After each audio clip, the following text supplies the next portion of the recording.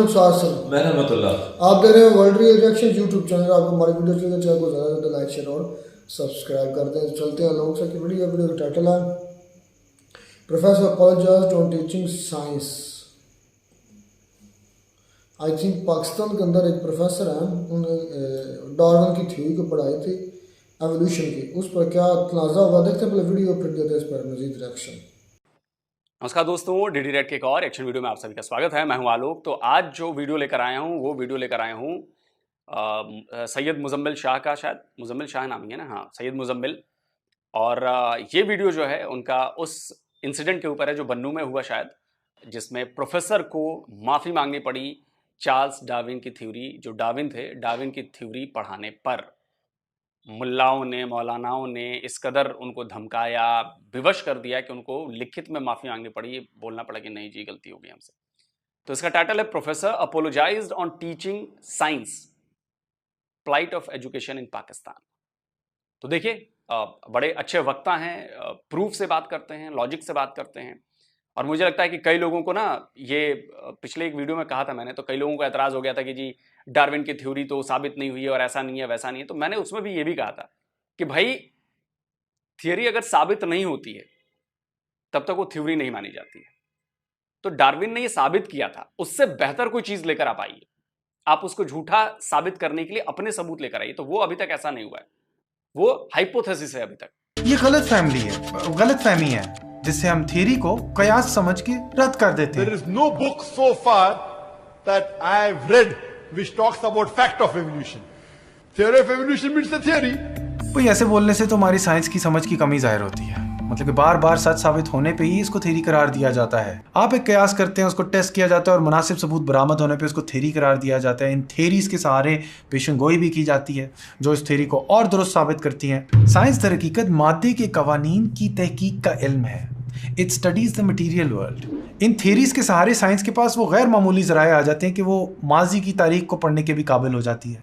यही है प्रोसेस जिसके ज़रिए ये टेक्नोलॉजी वजूद में आई, जिसके ज़रिए आप मुझे देख रहे हैं और मैं आप तक ये पैगाम पहुंचा पा रहा हूँ। ऐसे तो थ्योरी ऑफ रिलेटिविटी भी बस एक थ्योरी है जिसकी कैलकुलेशन के ज़रिए आपका जीपीएस चलता है, या सेल थ्योरी भी बस एक थ्योरी ही है जिसमें पूरा हयातियात का अदब खड़ा है।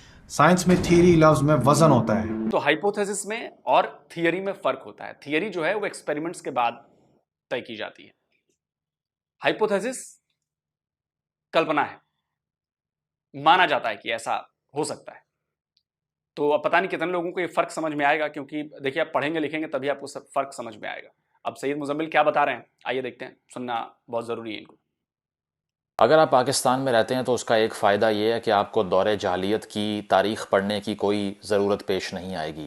यानी कि यूरोप के डार्क टाइम्स हो जाएं या इंसान जब जहालत की तारीकी में डूबा हुआ था, उन वक्तों की तारीख़ पढ़ने की अगर बात हो तो वो पढ़ने की ज़रूरत नहीं है। उसकी वजह यह है कि आपके आसपास जो चल रहा है वो डार्क एजेस ही हैं।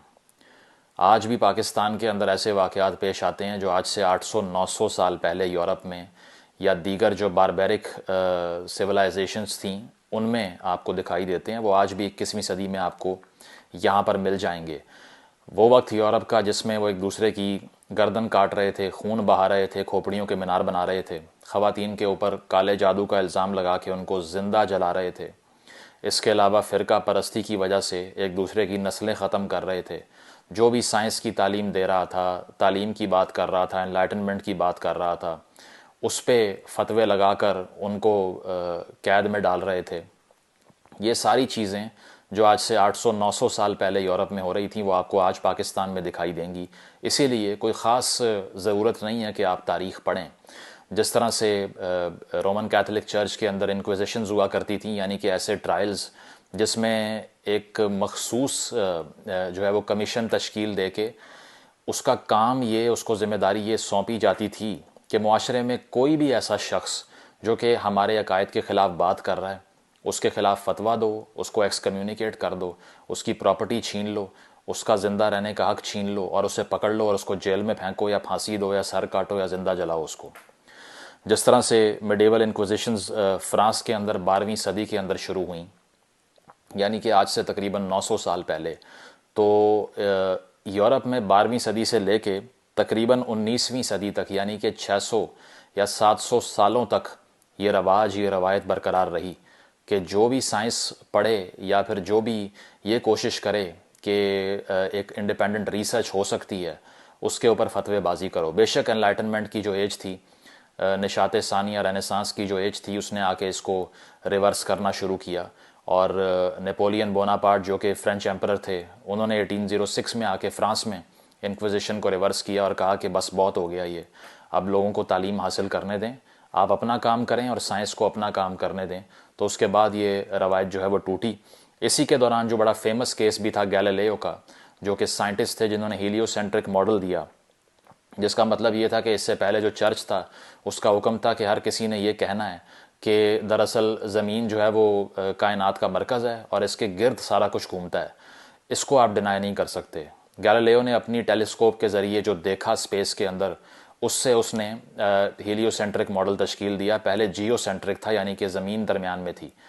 गैलीलियो ने कहा कि सूरज दरमियान में है, ज़मीन उसके गिर्द घूमती है। इस बात के ऊपर 1633 में कैथोलिक चर्च ने इंक्विजिशन के ज़रिए उसका ट्रायल किया और उसको हेरेटिक करार दिया और कहा कि इसका जो काम है ये कुफर पर मबनी है, और सारी ज़िंदगी उसको हाउस अरेस्ट में रखा। वहीं पे उसकी मौत वाक़ई हुई।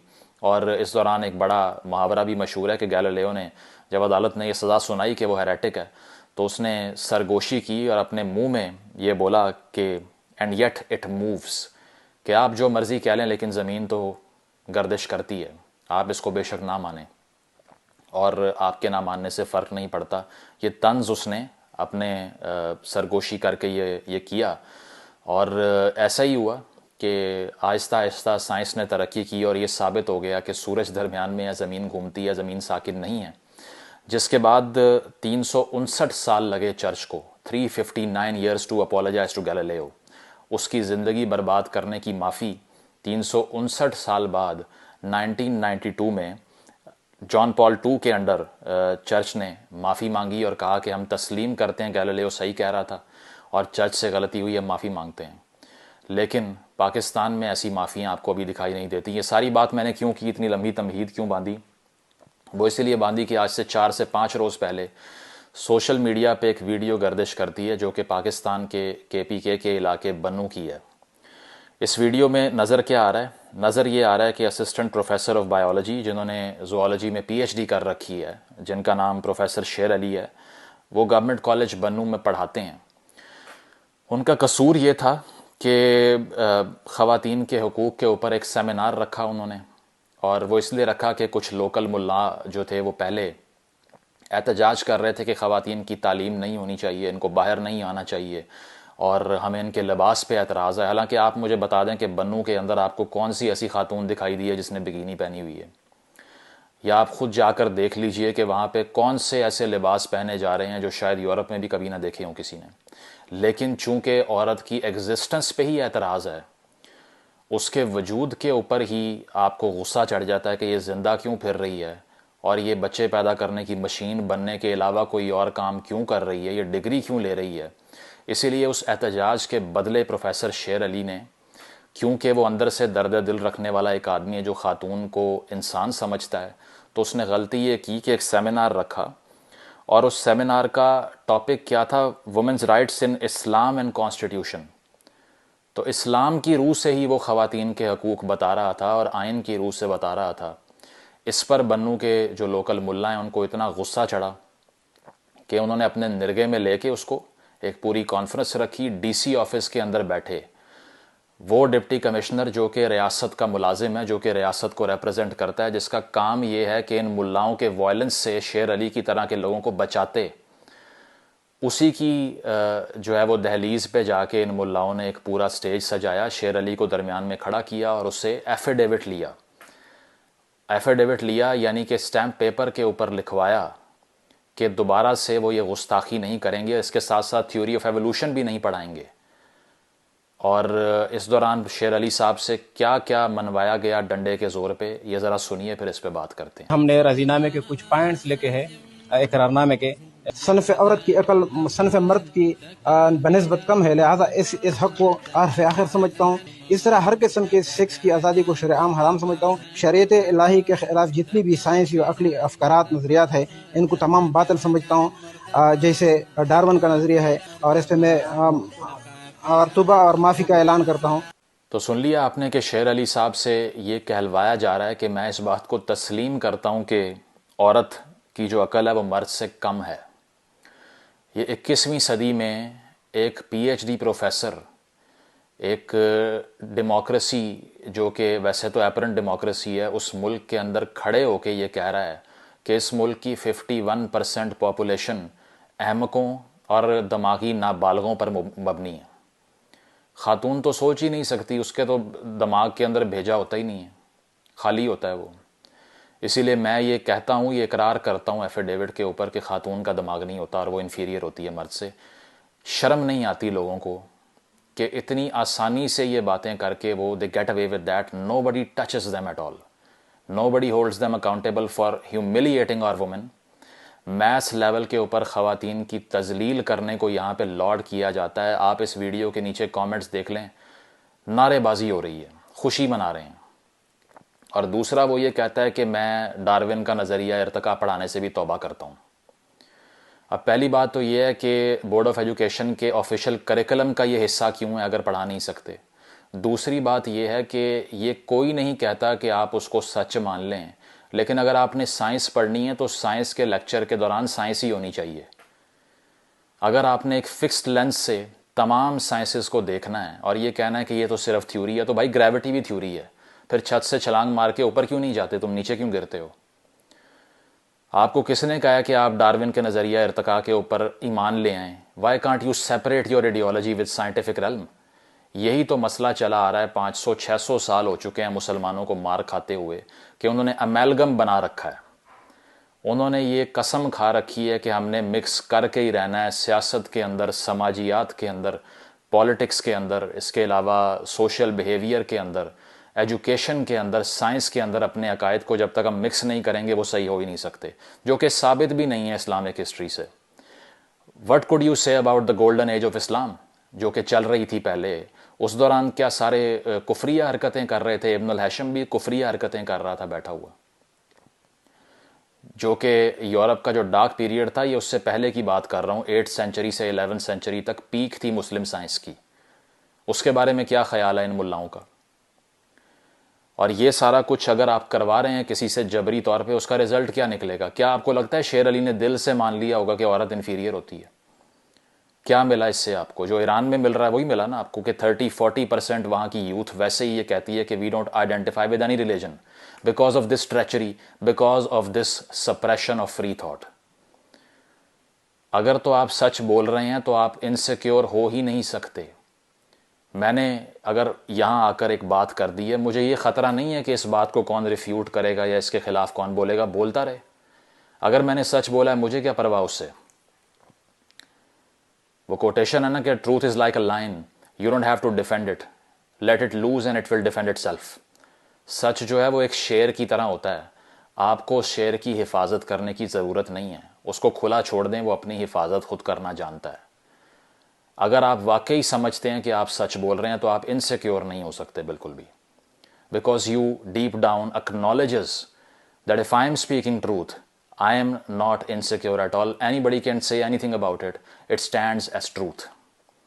तो आपका तो बिहेवियर ही ट्रूथफुल बिहेवियर के कॉन्ट्ररी नज़र आता है यहाँ पे। यही वजह है कि जब हम बात करते हैं कि इस मुल्क में साइंसी तरक्की नहीं होती तो कहा जाता है कि हमने थोड़ी रोका है साइंसदानों को कि वो करें रिसर्च जाके, हमने थोड़ी रोका है कि रिसर्च पेपर ना लिखें। तो आपका मसला ये है कि आप सोसाइटी को इंटेलेक्चुअली पुलिस करते हैं। फिर आप कहते हैं कि साइंसदानों का काम है साइंस करना, हम तो उनको नहीं रोक रहे। अगर वो डफर हैं और कोई डेवलपमेंट नहीं होती तो हम पे ब्लेम ना करें। क्यों ना करें आपके ऊपर ब्लेम जनाब? जब चंद्रयान 3 सक्सेसफुल हमने उतारा था ना चांद पर, तो पाकिस्तान के मुल्लाओं में, मौलानाओं में ये बड़ी बात आ गई थी कि हमने थोड़ी रोका है, यहाँ के साइंटिस्टों का प्रॉब्लम ये है। अब बताइए कि यहाँ पर कौन रोक रहा है साइंस को? जो मुजम्मिल बात कह रहे हैं कि जो यहाँ पर साइंस को बनू में कौन रोक रहा है। अब शेर अली क्या दोबारा अपने स्टूडेंट्स को, क्या जो आपके नेशनल करिकुलम में है, क्या आप उसको हटा देंगे? आप डार्विन की थ्योरी नहीं पढ़ाएंगे? फिर तो आप ये भी पढ़ाएंगे कि हाँ जी, वही बात हो गई ना। मैं आपको क्लिप दिखाता हूं ना जो बार बार कि मौलाना कहता है कि नहीं जी धरती जो है वो साकिन है और हमें इस्लाम के मुताबिक कहा गया है कि धरती साकिन है, तो हमें बात वही माननी है, हमें किसी और की बात नहीं माननी। लेकिन हमें ज्योग्राफी में पढ़ाया जाता है कि अर्थ जो है वो सूरज का चक्कर लगाता है। ये लॉजिक ये गलत है बेटा। साइंस की ये थ्योरी जो है ना ये दुरुस्त नहीं है। जमीन साकिन है, यानी जमीन मूव नहीं करती। साकिन को एक अच्छा सा वर्ड इंग्लिश का होता होगा साकिन का, स्टैटिक। अर्थ स्टैटिक पोजीशन में है, तो ये मूव नहीं करती। और साइंस कहती है कि जमीन मूव करती है। आला हजरत हमारे इमाम अहले सुन्नत ने कुरान से साबित किया है कि जमीन मूव नहीं करती। तो हमने बात कौन सी माननी है? इस्लाम की। प्रॉब्लम यहां पर है कि जो हमने कह दिया वही सच है, इसके अलावा और कोई दूसरा सच नहीं है, सब झूठ है। प्रॉब्लम यहां से शुरू होती है क्योंकि आप दूसरों को रिकॉग्नाइज करते ही नहीं है, दूसरे की बातों पर सोचते भी नहीं है कि बात क्यों कही जा रही। आपको अपनी ही जिद मनवानी है कि नहीं है। और जाहिर सी बात है शेर अली जो प्रोफेसर हैं उनको भी अपना जान अपना परिवार सब देखना है। क्या करते बेचारे, जान तो नहीं दे सकते ना। तो साइंस की बलि चढ़ा दी उन्होंने, कहा कि ठीक है भाई नहीं पढ़ाएंगे डार्विन की थ्योरी, हम नहीं मानते कि भाई औरत जो है उसका दिमाग जो है वो मर्दों से के बराबर है या उससे बेहतर है। आप सोचिए इस बात को। डेवलपमेंट के रास्ते में सबसे बड़ा रोड ब्लॉक है। स्कूल लेवल के ऊपर आप बच्चों को ऐसा ब्रेन वॉश करते हैं कि वो डिफ्रेंशिएट ही नहीं कर पाते रिलीजियस रेल्म में और साइंटिफिक रेल्म के अंदर। आप सेपरेट ही नहीं रख पाए इसको। स्टेट की एम्पावरमेंट पॉसिबल ही नहीं है 21वीं सदी में साइंटिफिक डेवलपमेंट के बगैर। जो साइंस के मैदान में हमारी सूरत हाल है, ज़रा उसकी रुदाद अगर मैं आपको सुनाऊं तो पहले 24 ममालिक रिसर्च एंड डेवलपमेंट में जो आते हैं उसमें से एक भी मुस्लिम कंट्रीज़ नहीं है। Not even a single Muslim country in top 24 R&D के अंदर। क्या वजह है? कोई तो वजह है ना कि वहाँ पर सिर्फ डफर पैदा हो रहे हैं और वहाँ पे जो ग्रेजुएट्स भी हैं, जो PhDs भी हैं, उन्हें भी कुछ नहीं आता। क्योंकि ऐसे इदारों से PhDयाँ कर भी लें, आप स्कूल में चले भी जाएं, बैचलर्स की डिग्री ले लें, मास्टर्स कर लें, दिमाग में क्या होता है? कुछ भी नहीं। क्योंकि जैसे ही आपने कोई ऐसी बात की जो एक फिक्स्ड लेंस के अगेंस्ट जाती है, जो अगेंस्ट है भी नहीं लेकिन आपने उसको जक्सटापोज कर दिया, उसके सामने लाकर खड़ा कर दिया, तो फिर तो कुछ हो ही नहीं सकता उसके बाद में। आप मुझे बताइए कि अगर आपका यही आर्ग्यूमेंट है कि तमाम किस्म के उलूम जो हैं वो हमारी मर्जी से पढ़ाए जाएंगे, जो हम सोचते हैं उसके मुताबिक होने चाहिए, तो क्या जेंडर स्टडी पढ़ा सकते हैं जिसमें ख़वातीन की इक्वालिटी की बात है? नहीं पढ़ा सकते। इकोनॉमिक्स पढ़ा सकते हैं जिसमें कैपिटलिज्म के अंडर ऐसा पॉसिबल ही नहीं है कि बैंकारी निज़ाम में सूद ना हो? नहीं पढ़ा सकते। अच्छा, इंटरनेशनल ह्यूमन राइट्स पढ़ा सकते हैं? क्या वो पढ़ाना छोड़ दें? छोड़ दें फिर आप वो भी। इसके बाद में बायोलॉजी पढ़ा सकते हैं जिसके अंदर आप ये भी सब्सटेंशिएट करते हैं कि एवोल्यूशनरी प्रोसेस किस तरह से गुजरता है, कहाँ से शुरू होता है, कहाँ तक जाता है। बेशक गलत है, लेकिन उसको सेपरेट रखना था ना, उस पर ईमान नहीं लाना आपने, उसको इंक्वायर करना था, क्योंकि वो बिलीफ का मैदान ही नहीं है, वो इंक्वायरी का मैदान है। लेकिन आपने उसको मिक्स कर दिया। क्या बायोलॉजी पढ़ा सकते हैं? नहीं पढ़ा सकते। फिज़िक्स की अगर हम बात करें, अभी रिसेंटली पिछले बल्कि 1.5 साल पहले मैंने एक वीडियो बनाई थी कि एक लोकल क्लरिक बैठ के स्कूल में बच्चों को पढ़ा रहा है कि तुम सारे कहो कि ज़मीन नहीं मूव करती, मैं कह रहा हूँ इसलिए। फिज़िक्स पढ़ा सकते हैं? नहीं पढ़ा सकते। तो बंद कर दें यूनिवर्सिटीज़ सारी, कॉलेज बंद करें, स्कूल बंद करें, यूनिवर्सिटीज़ बंद करें, और इन लोगों से, इनकम्पिटेंट लोगों से जिनको कुछ नहीं पता, इनसे डिक्टेशन लें कि हमने क्या सोचना, क्या पढ़ना है, क्या नहीं करना। क्योंकि सिर्फ ये नफ़रत से भरपूर हैं, ये डायलॉग नहीं करते और इन्हें नहीं पता कि अगर किसी को कन्विंस करना है तो ये तरीका नहीं है कि जमगट्ठा बना के खड़े हो जाओ और दरमियान में उसको खड़ा करो, एफिडेविट लो और फिर। मैंने कहा ना, बात आई ना नफरत। ये चीजें नफरत से आती हैं। मैं बार बार कह रहा हूं कि पाकिस्तान की पीढ़ी दर पीढ़ी नफरतों ने बर्बाद की है, और ये नफरत हर जगह है। दूसरे फिरके से नफरत है, दूसरे रिलीजन से नफरत है, दूसरी कंट्री से नफरत है, जो आपकी तरह की सोच नहीं रखता उससे नफरत है। इतनी सारी नफरतों को लेकर क्या करेंगे आप? पाकिस्तान बनाएंगे? अब आप बताइए, बायोलॉजी मत पढ़ाओ, जो इन्होंने बोला फिजिक्स मत पढ़ाओ, क्या पाकिस्तान डेवलप होगा?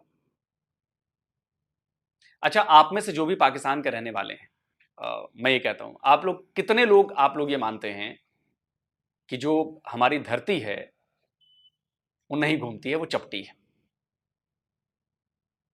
मैं मदरसा स्टूडेंट्स की बात नहीं कर रहा, वो तो 100 में से 100% मानते होंगे कि जी धरती चपटी है, क्योंकि उनके यहाँ वही पढ़ाया जाता है। लेकिन जिन्होंने स्कूलिंग की है, जिन्होंने थोड़ी बहुत भी साइंस पढ़ी है या दुनिया के बारे में वीडियोस देख रहे हैं, पढ़ रहे हैं, क्या वो भी ये बात मानते हैं कि धरती चपटी है और वो घूमती नहीं है? अगर आप भी पढ़े लिखे होने के बावजूद भी आप इस बात को सपोर्ट करते हैं, आप इसका प्रोटेस्ट नहीं करते, इसके खिलाफ उतरते नहीं है, तो माफ कीजिएगा, आप में और मदरसे के उन बच्चों में कोई फर्क नहीं, कोई फर्क नहीं। कई सारी चीजें हमारे में कमियां भी हैं, हमारे हो सकता है रिलीजन में की कमियां आपको दिख रही हैं, लेकिन कम से कम इस चीज को हमने अलग रखा हुआ है। साइंस में या एजुकेशन में हमने रिलीजन मिक्स नहीं किया है। हाँ, हमारे रिलीजन में साइंस जरूर मिक्स है। भूगोल हम आज से नहीं कहते हैं। भू मतलब भूमि, मतलब जमीन, गोल मतलब गोल। तो हम तो तब से मानते हैं कि धरती गोल है, चपटी नहीं है। और भी बहुत सारी चीजें करने को, लेकिन अभी वो टॉपिक नहीं है, टॉपिक कुछ और चल रहा है। खैर, आगे सुनते हैं। फिर उससे जो है ना वो ज़बरदस्ती अपनी बात मनवा लो। क्या इससे साबित ये होता है कि ये आपको इस्लाम ने बताया? नहीं, अपना आपका ट्विस्टेड मॉडल है। वो जीनियोलॉजी ऑफ मॉरल्स में नीचे ने कहा था ना कि priests are the most evil enemies. Why? Because they are the most important. Because of their importance hatred grows in them to monstrous and uncanny proportions. The truly great haters in a world history have always been priests. दुनिया की तारीख में सबसे ज़्यादा नफ़रत करने के जो कैपेबल है ना वो यही क्लर्जी है। उसकी वजह यह है कि अंदर से इनसिक्योर हैं, इसलिए, जो कि नहीं होना चाहिए उनको। जहाँ भी फ्री थॉट होती है वहाँ पे आपके आइडियाज़ भी स्ट्रेंथन होते हैं ना, एक डिबेट चलती है उधर। If you think that you are standing on the right thing, let it happen. और जो भी कोई बात करता है उसे करने दीजिए, इनसिक्योरिटी किस बात की है? तो आपने साइंसी तरक्की के रास्ते में एक ऐसा रोड ब्लॉक खड़ा कर दिया है कि ये मुआशरा जो है वो इंटेलेक्चुअली फ्रीज्ड है स्टेज के ऊपर। वो इसीलिए कि आपकी एफर्मेशन के बगैर, आपकी वैलिडेशन के बगैर यहाँ कुछ नहीं हो सकता। हम अपने नोबेल लॉरिएट्स के साथ जो करते रहे हैं वो भी आपके सामने है। फिज़िक्स के अंदर इस मुल्क की तारीख में एक आदमी ने नोबेल प्राइज़ जीता, उसको भी डीमोनाइज करके, जलील करके यहाँ से निकाल दिया। आज तक उसका नाम लेने नहीं देते। पिछला दौर मियाँ नवाज शरीफ का, उसके अंडर इस्लामाबाद की एक यूनिवर्सिटी के एक डिपार्टमेंट का नाम उसके नाम पे रखा। एहतजाज शुरू हो गया पार्लियामेंट के अंदर और जगहों पे कि आप कैसे कर सकते हैं ये। तो आप तो सिर्फ थूकते आए हैं उन लोगों के ऊपर जो कि कोई तरक्की की साइंसी सोच की बात कर रहे थे। औरत को इंसान मानना, अभी तक आप इस पर कन्विंस नहीं हुए कि वो भी इंसान है। ओवरऑल सूरत हाल हम देखें तो पाकिस्तान का ये जो R&D के लिहाज से ममालिक हैं, इसमें 42वां नंबर है, 42। हालांकि पॉपुलेशन में ये टॉप 5-6 में आता है माशाल्लाह, ठीक है। इसके अलावा साइंटिफिक पब्लिकेशंस की बात करें, टॉप 10 कंट्रीज़ में एक भी मुस्लिम कंट्री नहीं है। क्या वजह है? यही वजह है, यही प्रॉब्लम है, ये जो आपको वीडियो में दिखाई दी है ना शेर अली साहब के साथ जो हुआ है। इसके अलावा नोबेल प्राइजेस की 122 साल तारीख में सिर्फ 3 मुस्लिम नोबेल लॉरिएट्स हैं साइंस की फील्ड के अंदर। सिर्फ 3 ऐसे मुस्लिम साइंसदान हैं जिन्होंने साइंसी मैदान में नोबेल इनाम जीता है। लेकिन 22% नोबेल प्राइजेस जो टोटल मिले हैं उसमें से 22% सिर्फ जूस को मिले हैं, 214। 1.5 अरब की आपकी आबादी 122 सालों में 3 जीतती है, और वो लाखों की आबादी में है सिर्फ।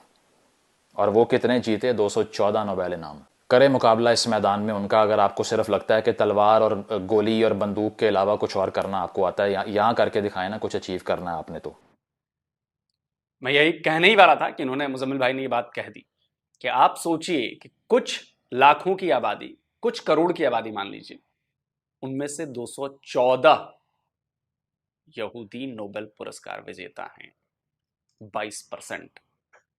और आप 1.5 अरब के करीब आप हैं, और आप में से सिर्फ निकले 3, वो भी अब्दुल सलाम को आप मानते नहीं कि मुसलमान है, अहमदिया हैं चुकी। वो जो बात कह रहे थे अब्दुल सलाम की बात हो रही थी। आप फर्क समझिए, और ये फर्क बहुत बड़ा है। अगर आपने अपनी आंखों पर पर्दा डाल रखा है तो माफ कीजिएगा, आप नहीं सुधर सकते, आप डेवलप नहीं हो सकते। आप डूबेंगे और डूबेंगे और डूबेंगे और डूब रहे हैं। उस जंजीर को तोड़िए जो 1400 साल से लटकी है आपके पैरों में। अपने आप को ओपन अप कीजिए, दूसरे विचारों को ग्रहण कीजिए, दूसरी थ्योरीज को पढ़िए, समझिए, सवाल कीजिए। सबसे बड़ी बात है सवाल कीजिए, सवाल पूछने की हिम्मत रखिए कि ऐसा क्यों, ऐसा नहीं है, लोग तो ऐसा कहते हैं या साइंस ऐसा कहता है। सवाल आप नहीं पूछेंगे, आप आगे नहीं बढ़ पाएंगे। सवाल पूछना बहुत जरूरी है, और पाकिस्तान में सवाल पूछने बंद हो चुके हैं। तो ये चीज़ है कि 8वीं से 13वीं सदी तक आप बिल्कुल ठीक जा रहे थे। उस वक्त आप फिज़िक्स में भी आगे थे, केमिस्ट्री में भी आगे थे, सोशल साइंस में भी आगे थे, फ़लसफ़े की बात हो रही थी, ठीक है। इसके अलावा अब्बासिड्स के अंडर जो रेजिम थी उसके अंडर साइंस की कितनी डेवलपमेंट हुई आप पढ़ें। तो इशू यही है कि इन्होंने एक ऐसी इंटरप्रिटेशन इख्तियार कर दी और उसका नाम इस्लाम रख दिया जो कि अटरली काउंटर प्रोडक्टिव है। कोल्ड वॉर की जो फॉरेन पॉलिसी गोल है उसको अचीव करने के लिए जो एक लॉट तैयार किया इन्होंने, ये माइंडलेस लॉट है। अगर पाकिस्तान ने आगे बढ़ना है तो वो शेर अली की तरह के लोग उसको आगे बढ़ा सकते हैं, जो उसके आसपास खड़े हैं वो कुछ नहीं कर सकते। उसकी वजह यह है कि उनका काम सिर्फ ये है कि दूसरों को सोचने से रोकें, अपना सोल्यूशन कोई प्रोवाइड करना नहीं आता। It is totally humiliating on the part of the state of Pakistan that they have utterly failed to protect the scientific inquiry in this country. Covid के दौरान खुलेआम लोग यहाँ टीवी पे आके तकरीरें कर रहे थे कि औरतों की वजह से यहाँ पे कोविड फैला है, कोई रोकने वाला नहीं है उनको। तो जब तक हम सूडो साइंस से बाहर नहीं आते, जब तक हम इंक्वायरी के रास्ते में रोड़े अटकाते जाएंगे, जब तक हम साइंटिफिक डेवलपमेंट की तरफ नहीं जाएंगे, जितनी मर्जी बड़ी फौजें आप यहाँ तैयार कर लें, भूखे मरते रहेंगे यहाँ पे। ये तभी ख़त्म होगा जब आप फ्री थॉट को पिनअपने देंगे, जब वो तरीका इख्तियार करेंगे जो कि इंसानी तारीख़ में होता आया है। रेफर्मेशन वहाँ पर हुई, यहाँ पर होने नहीं दी जाती, इसीलिए कि पता है कि फिर हमारे हाथ से इक़्तिदार निकल जाएगा। ये सिर्फ़ और सिर्फ ताकत की भूख है, इसमें कोई भी मज़हब का ताल्लुक़ नहीं है जो ये लोग आपके साथ कर रहे हैं। इन्होंने हॉस्टेज बना रखा है आप लोगों को दिमागी तौर पे। इससे तभी निकलेंगे जब इनके ख़िलाफ़ बात कर सकें और इन्हें बता सकें कि आप जबरी तौर पे हमें सोचने पर मजबूर ना करें। तो पाकिस्तान का अगर कोई फ्यूचर है तो वो सिर्फ साइंटिफिक एडवांसमेंट में, सोशल साइंस के थ्रू एनलाइटनमेंट में, और साथ साथ फ्री थिंकिंग के अंदर है कि एक इंसान को परमिशन दी जाए कि वो साइंस को और अपने अकायद को मुख्तलिफ रख के चला सकता है। ये एक दूसरे के ख़िलाफ़ ये चीज़ें नहीं हैं, ना इनको एक दूसरे के सामने खड़ा करें। बिलीफ का ताल्लुक ही नहीं है। मैंने नहीं लाना डार्विन के ऊपर ईमान, और ना मुझे रिक्वायरमेंट है इस चीज़ की। मैं अपना काम करूँगा, घर जाऊँगा और अपने अकायद अपने तक रखूँगा। लेकिन यहाँ ये करने इसलिए नहीं देते कि ये चीज़ उनको ताकत देती है। इससे ये ताकत ड्रॉ करते हैं, रूल करते हैं, सियासतदानों को डराते हैं और वजारतें लेते हैं और फंड खाते हैं सिर्फ।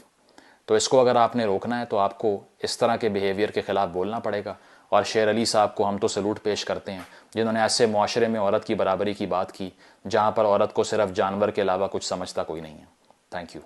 चलिए दोस्तों, वीडियो ख़त्म हो गया, और इसलिए मुझे सैयद मुजम्मिल को सुनना बड़ा पसंद आता है, क्योंकि देखिए पाकिस्तान में कुछ गिने चुने लोग हैं जो ज़्यादातर अच्छी बातें करते हैं। मैं ये नहीं कह रहा कि मैं सैयद मुजम्मिल से 100% अग्री करता हूँ, क्योंकि इनके कुछ ख्यालात जो इंडिया के ऊपर हैं या बीजेपी के ऊपर हैं या हिंदूज़ के ऊपर हैं वो थोड़े बहुत मुख्तलिफ हैं। ठीक है, मैं मानता हूँ कि आप चूँकि पाकिस्तान के रहने वाले हैं तो आपकी सोच वैसी हो सकती है, क्योंकि आपने करीब से भारत को नहीं देखा है, आप दूर से रहकर उसको देख रहे हैं, तो चीज़ें हो सकती हैं। जैसे मेरे लिए भी है कि मैं पाकिस्तान को दूर से रहकर चीज़ें देखता हूँ। हो सकता है कई चीज़ें जो मेरे मन में है पाकिस्तान के लिए वैसी ना हो एक्चुअल में, लेकिन चूंकि मुझे दिखती है वैसी तो लगता है ऐसा, तो मैं बोलता रहता हूँ। हो सकता है। और ये फ्री थिंकिंग के लिए ना ये बहुत ज़रूरी है कि मैं आपसे मुख्तलिफ विचार रखता हूं, लेकिन फिर भी मैं आपको सुनता हूं, मैं आपका गला नहीं काटने चाहता। या आप भी अगर सईद मुजम्मिल भी मुझे सुन रहे हैं तो मेरे विचारों को सुन रहे हैं, वो समझ रहे हैं कि ये एक बंदा क्या बात कर रहा है। आप लॉजिक से मुझे काट सकते हैं, आप अपना लॉजिक दे सकते हैं, लेकिन मेरा गला तो काटने नहीं आ जाएंगे, नहीं तुम झूठ बोल रहे हो या तुम गलत बोल रहे हो, तुमको नहीं बोलना है, मैंने कहा कि यही सच है। फ्री थिंकिंग में आपको सबको मौका देना पड़ेगा, सवाल उठने चाहिए, उनके जवाब क्या आते हैं वो अलग चीज है, सवाल उठने चाहिए।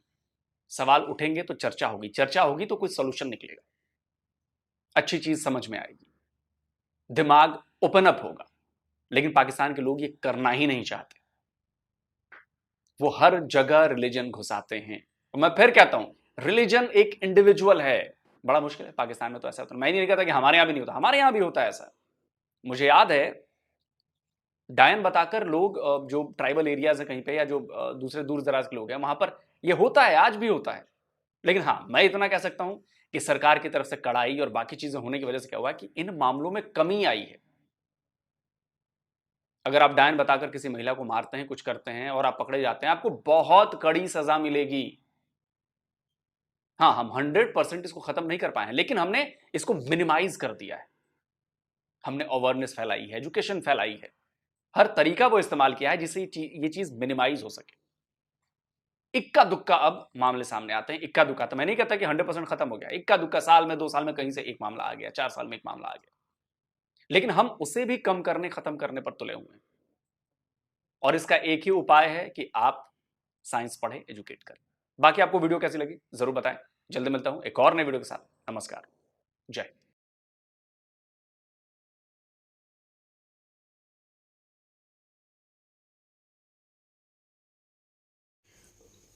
तो जी वीडियो तो बड़ी मज़ेदार थी, लेंथी भी काफ़ी थी, बड़ी बातें। सबसे पहले तो सॉरी, मैं वीडियो शुरू होने से पहले ये कर दूँ कि कोई ऐसी बातें अगर आपको मेरी नागवार गुजरे तो मैं पहले एडवांस में आपसे सॉरी कर रहा हूँ। बातें अब ऐसी कुछ आएंगी जो कि शायद जिस तरह मुजम्मिल का अपना पॉइंट व्यू था, आलोक साहब का अपना पॉइंट व्यू था, इसका अपना रहमत का अपना पॉइंट व्यू, मैं भी अपना पॉइंट व्यू ही दूँगा। उसको अच्छा भी लग सकता है, बुरा भी लग सकता है, और मैं किसी के अच्छे या बुरे को सामने रख कर अपना पॉइंट व्यू चेंज करूँ तो फिर मेरे अंदर भी मर्दानगी नहीं है, मतलब मैं मर्द नहीं हूँ। मुझे अपनी इस बात से ये वाला टॉपिक पहले भी आया था, वो जो वीडियो चलाई थी एक मौलवी की। अच्छा, मेरे ख्याल में जो बच्चे साइंस पढ़ते हैं या जो लोग मेरे साथ, मेरे भाई दोस्त अटैच हैं, कनेक्ट हैं, उनको पता होगा एक होती मोशन, ये तो अब बेसिक चीज़ें हैं, ये तो हर बच्चे को आती होंगी। मोशन, एक होती रोटेशन और एक होती रिवॉल्विंग। मतलब कि बात आई है ज़मीन की मोशन की, रोटेशन की नहीं आई। मोशन का मतलब ये कि हरकत एक जगह से दूसरी जगह जाना। मतलब जो ज़मीन है ना, ज़मीन जिस पर हम अभी हमारे मकान बने हुए हैं, जिस पर हमारे जो फसलें उगी हुई हैं, जिसमें हमारे प्लाजे खड़े हैं, जिसमें हमारी सारी चीज़ें ये अपनी जगह से नहीं हिलती। और कुरान और हदीस में भी ये इमोशन है। मतलब कि मैंने इसको एग्जांपल से पहले इसी टॉपिक को मैंने बड़े सिंपल अंदाज में समझा दिया था, और मेरे ख्याल में लोगों को भी ये समझ आनी चाहिए कि अगर मैं अपने घर 227 चद्दर फैसलाबाद में सोया हूँ, अगर ज़मीन मूव करती, ज़मीन हरकत करती, तो मैं हो सकता था कलकत्ता में से उठता, हो सकता कलकत्ता कहीं शिफ्ट और हो गया होता। आप बात समझ रहे ना, जिस तरह गाड़ी है, गाड़ी मोशन कर रही है, और पॉइंट ऑफ एक्सेस, मतलब एक पॉइंट ऑफ एक्सिस होता है, और एक जो मोशन कब होती है, जब हमें पता तब चलता है मोशन कर रही, जब हम उसको किसी दूसरे पॉइंट के साथ कंपेयर करते हैं, रिलेटिव मोशन देखते हैं। जिस तरह मैं मिसाल देता हूँ कि बस के अंदर 2 आदमी सवार और तीसरा प्लेटफॉर्म पर बैठा है, देख रहा है उनको। अब बस के अंदर दोनों जो लोग ना, वो अपने लिहाज से, एक दूसरे के लिहाज से वो स्टैटिक है। यार ये तो बेसिक चीज़ें हैं फिजिक्स की, वो स्टैटिक है। लेकिन जो प्लेटफॉर्म पर बैठा शख्स है या जो मतलब वेट कर रहा बस का, उसके लिहाज से वो मोशन में है। बात तो सिंपल सी है, ज़्यादा इतनी मुश्किल भी नहीं समझने वाली। साइंस, ये साइंस ही कहती है। और फिर मज़ेदार की बात, बड़ी बातें इसमें मज़ेदार आ गई हैं। मुजम्मिल ने ये बात की, पहली बात तो ये ज़हन में रख लो कि ज़मीन मूव नहीं करती। अगर ज़मीन मूव करती होती तो मैं कलकत्ता, मुंबई, दिल्ली या लंदन या कहीं और से उठता। आज मैं सोता हूँ तो, या उधर के लोग कहीं इधर से उठते, क्योंकि वो जगह चेंज हो जानी थी। सब बस मूव कर रही है, इसकी मैंने बस के साथ एग्जांपल करके आपको समझा दिया। और आई थिंक जो लोग साइंस पढ़ते हैं उनको ये बात भी, साइंस की बात और इस साइंस के लिहाज से मैंने समझा दिया। ठीक हो गया। अच्छा, अब बात करते हैं अपना उसकी क्या नाम है, मुजम्मिल की बात की। मुजम्मिल ने कहा कि साइंस जो है ना, दीन, मतलब हमने अमलगम बना दिया है किस्म का, मतलब सबको मिक्स कर दिया। हर जगह में हमने दीन को फिट करना होता है। उसकी बात बिल्कुल गलत है। हम दीन को फिट नहीं करते किसी चीज़ में, बल्कि हम दूसरी चीज़ों को दीन में देखते हैं कि यह चीज़ दीन के लिहाज से कैसे है। और पॉलिटिक्स भी दीन में है, साइंस भी दीन में है। अब जिसको बुरा ये लगे ना, ये हर एक का अपना अकीदा है, अपना ईमान है, हर एक की अपनी चीज़ है। चले मैं आपसे ये सवाल पूछ लेता हूँ, क्या आपका ये, हम पर तो आप सवाल उठाते हैं, आपसे मैं सवाल पूछता हूँ, मुझे छोड़े, मेरा नॉलेज भी कम है जिस आपके लिहाज से, मैं मदरसा छाप भी हूँगा, मेरा नॉलेज भी कम होगा, मैं अनएजुकेटेड भी हूँगा, सारी बातें मैं अपनी सारी बुराइयाँ आपके लिहाज से एक्सेप्ट करता हूँ, आपकी बातें मेरे दिल, जिगर, माथे, आंखों सब पर से मुझे ये जवाब देंगे, क्या आपको भगवान ने नहीं पैदा किया? क्या आप इस डार्विन की थ्योरी पर यकीन रखते हैं? अगर तो फिर आपको एक चीज करना पड़ेगी, या फिर आपको डार्विन की थ्योरी पर यकीन रखना पड़ेगा कि यार ये सच्चा बंदा है, या फिर आप भगवान पर यकीन रखना, क्योंकि सबको आपके अकीदे के मुताबिक, मुझे लगता है हिंदुओं का अकीदा, स्पेशली क्रिश्चियन का अकीदा और स्पेशली सिखिज्म, मेरे ख्याल में तमाम मैक्सिमम लोगों का अकीदा जो ना, जो मज़हब से रिलेट है, उनका यही अकीदा कि सबको भगवान ने, हमारे लिहाज से खुदा ने, अल्लाह ताला ने, क्रिश्चियन के लिहाज से भी अल्लाह ताला ने, और सिखिज्म के लिहाज से भी भगवान ने, गुरु ने उनको पैदा किया है। क्या नहीं है ऐसा? बिल्कुल ऐसा ही है। हम ऐसे ही नहीं, बिल्कुल। लेकिन यार मुझे हैरत इस चीज में होती, लेकिन पॉइंट उससे मुझसे मनो किया जाता है, भगवान के लिहाज से मुझे साबित कर दो कि ये डार्विन की थ्योरी सच्ची है, करो 50 में। मुसलमानों और खुसूसन पाकिस्तानी मुस्लिम और स्पेशली पाकिस्तान को किया जाता है। अभी इसकी एग्जांपल मैं अगर दूं ना, जो रिजवान ने जो अपनी 50 बनाई है ना, उसके हमास के नाम की, तो कितने चर्चे हो गए हैं। वही बांग्लादेश का खिलाड़ी मोहम्मद अब्दुल्ला के, क्या उसका नाम, उसने किया है, उसका जिक्र भी नहीं है कहीं यूट्यूब पर। यार एलन मस्क ने अपनी गजा को सपोर्ट कर दिया, बोले उस पर। अच्छा, उसने सपोर्ट किया? हाँ, उसने कहा मैं गजा के साथ, मैं उस पर प्रशांत की वीडियो भी आ गई, हो सकता है हम उस पर रिएक्शन भी करें। बड़ी शौक वाली बात मुझे लगा। एलन मस्क जो दुनिया का अमीर तरीन बंदा, उसने कर दी गजा की सपोर्ट। लेकिन अंकल अलोका बाप उसको भी गलत, उसको भी करो, उसको भी रोस्ट करो, उसको भी रोस्ट आपका बनता है। शायद अभी उसके बारे में मुझे पूरी डिटेल नहीं, मैंने सिर्फ उसका थंबनेल, मैंने वीडियो क्योंकि जब हम ये वीडियो शुरू करने वाले थे उस वक्त मेरे सामने वो उसका थंबनेल आया, हो सकता है नेक्स्ट वीडियो उसी पर हम करें, ठीक है ना। तो ये वाली जो बातें हैं ना, बातें बड़ी लंबी होने वाली है अभी जी। मैं यहाँ पर ये थ्योरी के बारे में मैंने नहीं पढ़ा, मैं बायो नहीं पढ़ता, मैं कंप्यूटर पढ़ता हूँ, तो थोड़ा सा मुझे नहीं, कंप्यूटर बायो नहीं है, ये तो बेसिक चीज है ना। साइंस के अंदर कोई चीज पहले हाइपोथेसिस होती है, फिर उसको ऑब्जर्वेशन है, हाइपोथेसिस है, उस पर तजुर्बात होते हैं, फिर वो आगे थ्योरी वगैरह के। और बायोलॉजी में मैंने जो बातें की इनको जाकर सर्च कर लेना, चले मेरा नॉलेज कम होगा, मैं ये नहीं कहता कि मेरा नॉलेज मुकम्मल, कोई भी मुकम्मल नहीं है। हमारे बायोलॉजी के अंदर 2 से 3-4 लॉ, इससे ज़्यादा मेंडल के लॉ हैं इनहेरिटेंस के, और 1-2 लॉ और हैं, और लॉ भी मैंने देखे हैं, फिजिक्स में टूटते देखे हैं, केमिस्ट्री में लॉ टूटते देखते हैं, मतलब कि टूटने का मतलब ये है कि उनको मैंने गलत होते देखा, गलत साबित होते देखा अपनी ज़िंदगी के अंदर। कितने ऐसे लॉ है जो मैंने पहले पढ़े थे, या मैंने ये भी पढ़ा था कि ये लॉ कभी थे, अब ये नहीं, अब चेंज हो गए, इसमें मॉडिफिकेशन की गई है। तो इसका मतलब है कि जो साइंस है ना, वो अटल नहीं है, वो फिक्स नहीं है, उसमें चेंजेस आ सकती हैं, लेकिन भगवान का फैसला अटल है कि उन्होंने सब हिंदुओं को, या उनके मुताबिक सब इंसानों को भगवान ने पैदा किया। ये डार्विन की थ्योरी गलत है, इसका जवाब मुझे जरूर देना कमेंट में। क्या आप मानते हैं डार्विन की थ्योरी सच्ची है? मैं तो नहीं मानता इस पर, 0% भी नहीं यकीन रखता। यार ये तो हमारा यकीन है ना, डार्विन की थ्योरी गलत है सरासर, चाहे उसको सपोर्ट। यार मैं इस चीज़ को एग्री करता हूँ कि साइंस का वजूद है, लेकिन हम तरक्की क्यों नहीं कर रहे? क्योंकि हमने इस साइंस को एक अचंभा समझ लिया कि यार ये क्या अजीब सी चीज़ है। हम इसमें ये बात भी मुजम्मल के साथ है, लोग के भी साथ है कि हमारी तरक्की ना करने की वजह हमने इसको आउट ऑफ कोर्स समझ लिया है। जिस तरह कहते हैं यार ये सवाल पेपर में आउट ऑफ कोर्स आ गया, इस वजह से हम पीछे रह गए, और बाकी दुनिया ने उसको आउट ऑफ कोर्स पहले पढ़ा हुआ था और वो कामयाब हो रहे हैं। बिल्कुल। अच्छा, तो मैं ये बात, इस पर भी मेरा कहना बनता है, क्योंकि ये क्यों खास रिलीजन के उसको टेस्ट कर दिया गया ना, तो हमारे रिलीजन में ये है कि हजरत आदम अलैहिस्सलाम से जो है ना दुनिया चली जाए, तो इसको तो ईसाई लोग वो भी मानते हैं, वो भी एक्सेप्ट करते हैं, और मेरे ख्याल से जो दूसरे हैं ना अभी जो यहूदी, वो भी करते हैं। मुजम्मल की एक बात मुझे अच्छी लगी, उसने गलीलियो की जो एग्जाम्पल दी ना, गलीलियो को जिस तरह उन्होंने रखा उनको प्रिजन के तौर पर, फिर उधर ही उनकी मौत हुई, तो उसने ये साबित किया कि जो सूरज ना वो मरकज़ है और जो ज़मीन है वो उसके चक्कर लगाती है। इस चीज़ को तो मतलब बाद में सारी दुनिया ने फिर एक्सेप्ट किया 350 साल बाद, तब फ़ायदा नहीं था।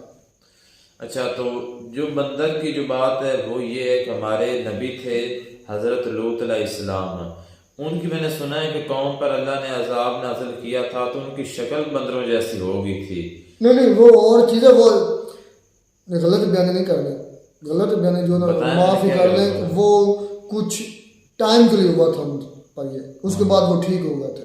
हाँ, तो वही मैं बात तो कंप्लीट मैंने ना की, मैं तो वही कहने लगा था, तो मतलब कुछ वक्त के लिए किया था, तो इस तरह और मतलब कि लोगों की शक्लें जो है ना बिगड़ जानवरों की तरह हो जाती थी, ये हमारे दीन में है। लेकिन ये बात जरूर है कि पाकिस्तानी ने उसके साथ बुरा सलूक किया है, बहुत बुरा किया। हाँ, ये पॉइंट वैलिड है, अपना मुजम्मिल का भी, लोग सर का भी वैलिड पॉइंट है कि अगर वो पाकिस्तान के फिर कोर्स से सही चीज़ निकाल दे जो आपने पढ़ानी नहीं है, फिर उसके बाद उस पर एक्शन लेना, ये बातें करना, जब आप ये नहीं चीज़ आप पढ़ा नहीं सकते तो उसको अपने कोर्स में शामिल करें। उसका टीचर का वो सब्जेक्ट आ गया, उसको ये चीज़ सामने आ गई, उसने पढ़ाना और उसकी मजबूरी है, उसके भी फैमिलीज मैटर्स हैं, उसने पढ़ाना उसको जो आपने। और ये गुनाह तो फिर बड़ों को होना चाहिए, गवर्नमेंट को होना चाहिए जिसने ये थ्योरीज या इस तरह की तालीम मतलब डाली है। बात जब देखें कि वो मुजम्मिल जो भाई है ना वो बता रहा था कि वहाँ पर जो मुल्ला है वो औरतों की जो है ना तालीम पर भी पाबंदी लगा रहे हैं, तो मैं ये कहता हूँ कि अगर हमारे यहाँ ये बात जो है ना ये जड़ से उसको पकड़ना चाहिए। अब हमारे स्कूलों में ऐसा होता है कि बायो जो पढ़ाए जाते हैं उसमें जो स्पर्म मिलने के जो प्रोसेस होता है अक्सर फीमेल टीचर भी पढ़ाती हैं और उसको पूरा एक्सप्लेन करती हैं, तो फिर इस तरह होना चाहिए कि अगर तालीम पर पाबंदी लगाते तो फिर इस तरह भी होना चाहिए कि जो वो सब्जेक्ट है ना या वो टॉपिक है वो फीमेल औरतें ना, फीमेल टीचर जो है वो ना पढ़ाएं, क्योंकि वो बहुत ज्यादा अगर हमारे अगर एक्सप्लेन करना नहीं आ रहा, पॉइंट ऑफ व्यू से अगर देखा जाए तो फिर ये भी नहीं आपको सही तरह बात आप शायद फोकस नहीं कर पा रहे। बात ये है कि हमारे नबी पाक सल्लल्लाहु अलैहि वसल्लम का फरमान आलिशान है कि इल्म हासिल करना हर मुसलमान मर्द और औरत पर फर्ज है।